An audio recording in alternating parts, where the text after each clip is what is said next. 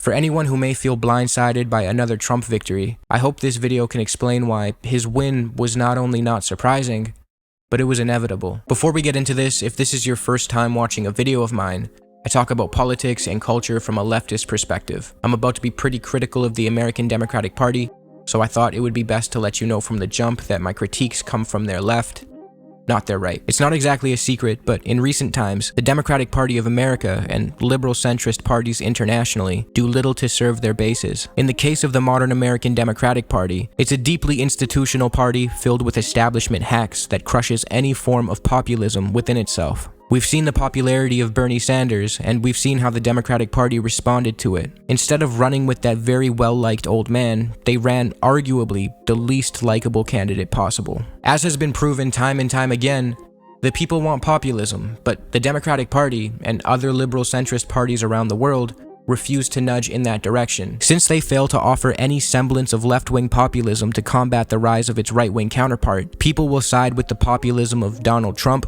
Marine Le Pen, and Giorgia Meloni instead of the liberal centrism of Kamala Harris, Justin Trudeau, and Emmanuel Macron. As we've seen again a few nights ago, people have lost faith in the institutions to which liberals desperately cling. The days in which technocrats can rise to power within a party and earn the trust of the populace are long gone. The appeal of Trump, for those who can look past his fascist rhetoric, is that they perceive him to be a wrecking ball to the establishment, even though he is the furthest thing from it. I mean, this is a guy who took hundreds of millions of dollars from the likes of Sheldon and Miriam Adelson while scolding others for being bought and paid for. That's all of his donors and special interests out there. We have all donors in the audience, and the reason they're not loving me, the reason they're not loving me is I don't want their money. I'm going to do the right thing for the American public. I don't want their money. I don't need their money. He packed his cabinet full of neocon warhawks, and he escalated nearly all of the conflicts he inherited while somehow being granted the veneer of a dove. In 2017, the Trump administration allowed the military to relax its rules of engagement for airstrikes in Afghanistan. This led to a 330% increase in civilian deaths compared to the Obama administration. Civilian casualties also surged in other regions. More civilians were killed in airstrikes in Somalia under Trump than under Obama and Bush combined. And he played geopolitics in such a way where his severely underqualified son-in-law was put in charge of diplomacy in the Middle East and personally enriched his private equity firms with donations from those he met through diplomatic endeavors. Trump is not the drainer of the swamp.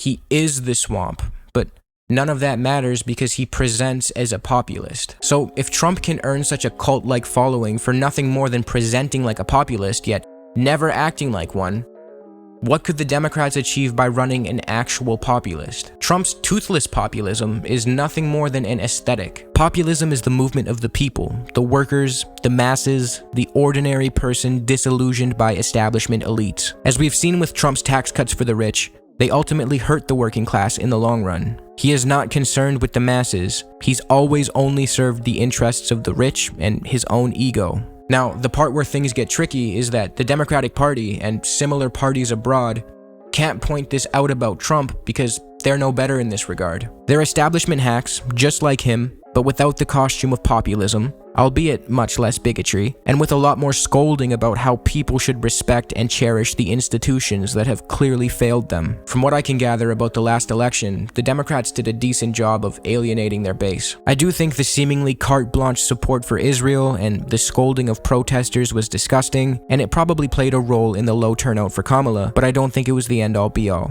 The issue runs deeper. I don't know who gave Kamala the idea to parade around the Cheneys as though they're anything other than pariahs in American politics and politics abroad. And I don't know who thought it would be a good idea to get notorious pervert Bill Clinton to scold a bunch of people about how Israel had no choice but to slaughter thousands of Gazans.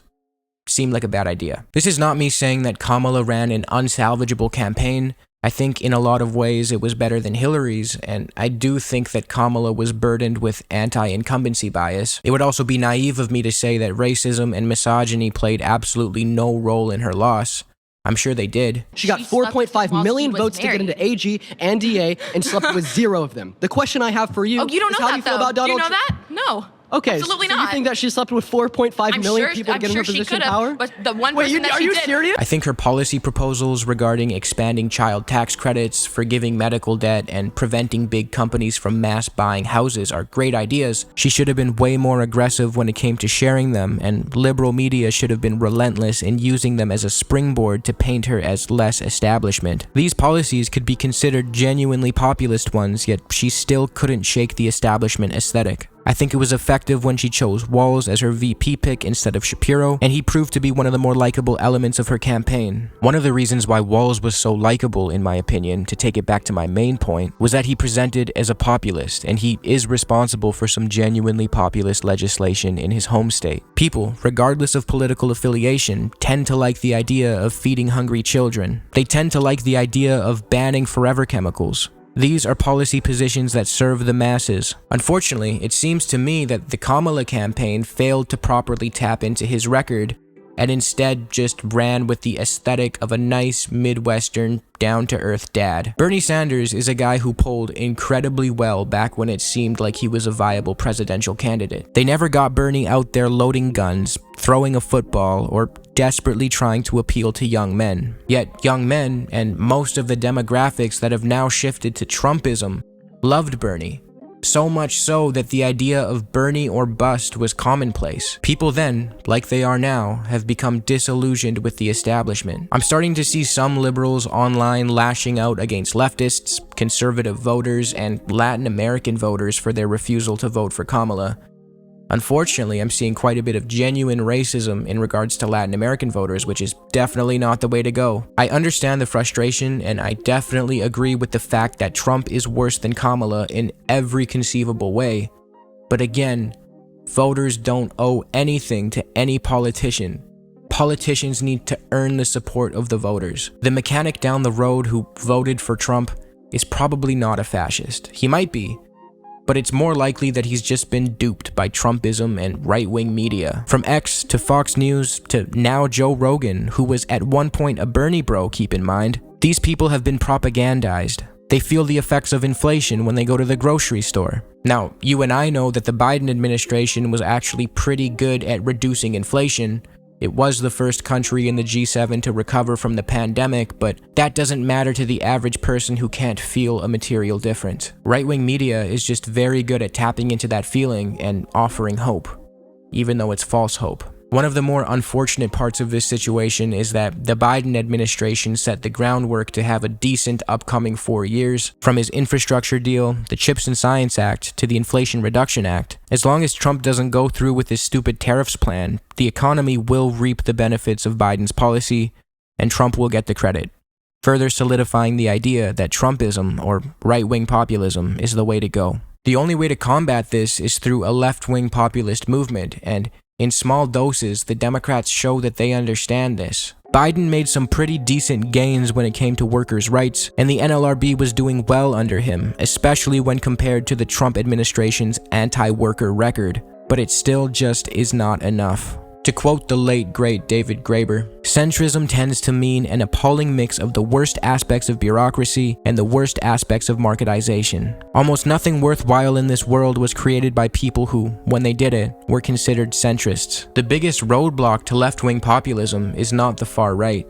It's the liberal center. It sets up the Overton window in such a way where the people feel as though their only options are status quo liberal centrists like Trudeau and Macron, whose establishment agendas don't serve the majority of the population, or ostensibly populist figures like Trump and all of his false promises. Instead of suppressing grassroots left-wing movements like that of Bernie Sanders, liberals should be embracing his agenda and ideas. I fear that the Democrats are already learning the wrong lesson in the aftermath of this defeat.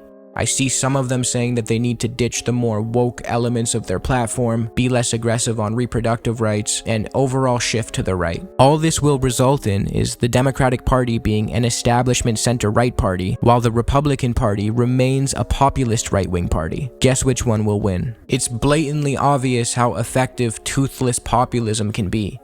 Imagine if we provided people with real populism, healthcare, strong labor laws, policies that speak for the voiceless. Start tapping back into that FDR shit, please.